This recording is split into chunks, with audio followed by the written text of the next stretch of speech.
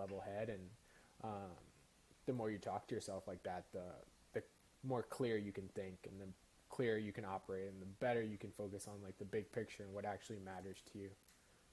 And so, did you think that was something that you had to learn, or you just kind of born with it? It was just a genetic thing. Um, I mean, I don't think you're born with it, but I think the way you're raised and who you're around and like what level you compete at definitely helped. My parents definitely raised me like that. I think I've had like really good coaches in the past that taught me what it's like to perform at a high level and set the standard at 10, 11, 12 years old. Like if you're not playing well enough, like you're not coming to the game this weekend. Like that's different at that age, and the coach that we had was like, yeah, I left home at when I was your age, and I went to play, at Everton Academy, and I was like, bro, what do you mean? Like my mom drives me to school. Like how are you doing Yeah, stuff like that? So I think that kind of perspective at a young age definitely helped. My parents aren't from this country, so like I know that they sacrificed a lot of things to get here and do things for me and have the life that I have. So I feel like if I don't execute, like what was the point of them doing that? What was their sacrifice for?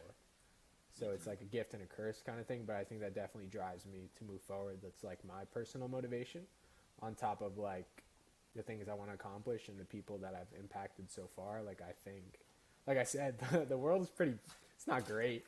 Life isn't yeah, really that easy. So if I can help some people with what I do, is that the worst life to live? I don't think so.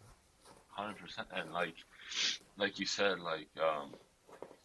as an athlete, you kind of learn that from a young age in terms of if you're not performing, you're just not going to be in the team. You're not going to play. You're not going to make the jump. So it's kind of life hits you pretty fast in sport, and I think that it's a good uh, you know teacher of valuable lessons, especially when you're really young. You kind of learn those things. And so you mentioned you had some really good coaches when you were younger or throughout your career.